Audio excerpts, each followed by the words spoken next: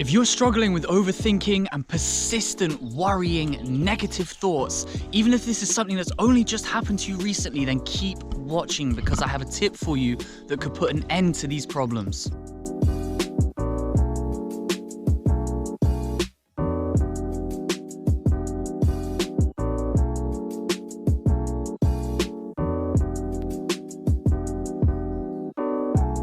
I'm Nick, and in this video I want to share a tip with you that I've learned from years of therapy and from being someone who's naturally prone to overthinking and worrying constantly. This tip has massively helped me out. So if you've got something in your life right now that is constantly on your mind, maybe something big is happening and it's worrying you and you can't seem to let it go, it's eating into your work life, you're trying to be present with your friends or even at just your job and you just can't do it. It's like this cloud over your head and it's just constantly pulling the strings of your thinking, even when you're trying to not let it. This tip could really help you out. It's simple, it's easy, anyone can do it. It is literally just to set yourself a fenced off period of time to worry. And you can do it every day, you can do it a couple of times a week. It's completely up to you how often you do this, but the idea is very simple. So what I do is I say from 7 o'clock to 8 o'clock tonight, I'm gonna worry. And what I mean by that is I'm gonna let myself feel these feelings. I'm gonna deal with them. So whatever the way that is for you, do you use journaling? Do you use meditation? You could do it in a therapy session is always the best way. But we can't afford therapy sessions every day, most of us. So setting aside this worry time gives you that time to think and process, to write things down if that's what works for you, to come up with the best solution that you can to your problem. That doesn't mean fixing it. Coming up with the best next move that you can. This is what your worry time is for.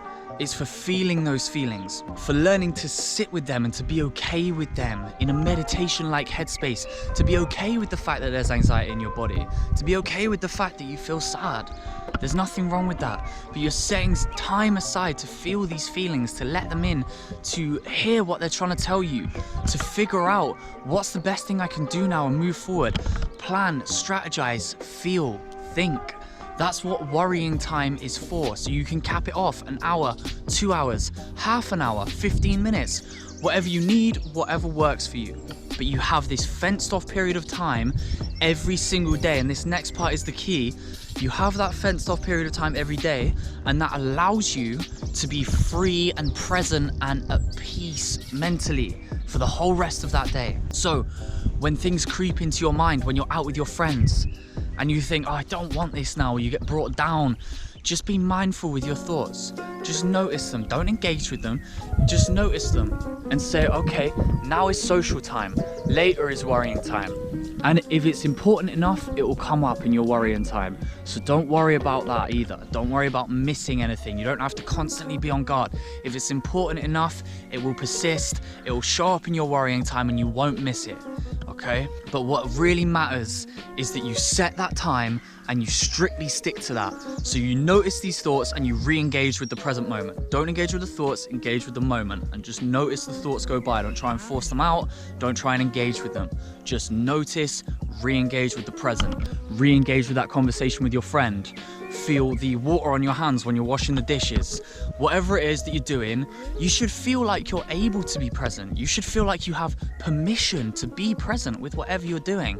And worrying time, setting aside time to worry or time to think, whatever you want to call it, allows you to do that. It gives you permission to be present so that you can let that stuff go for the whole rest of the time. You don't have to worry about solving it. You don't have to worry about missing anything important. It is all going to be done in that worrying time. So set yourself this period of time, cap it off an hour, 2 hours, half an hour. Nothing outside of that is allowed.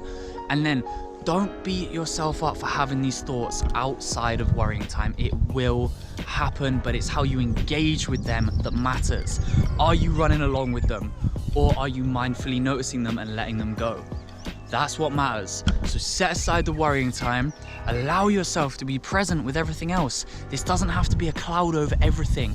There are many beautiful areas of your life, I'm sure, and you should be able to feel like you can be present with them. So set aside this worrying time. Learn to notice your thoughts and let them go when you're not in that worrying time, and regain control of your mind. Regain peace and presence in the fun times of your life. Instead of letting whatever problems are in your life right now take over everything, because they don't have to. Please hit subscribe and hit the notification bell. Let me know down in the comments what you thought of this. Is this something you do? Does it work for you? Does it not work for you? As always, please let me know. Hit like, and don't forget to stay tuned for the next video. They're every Friday and every Sunday. So I will see you in the next one.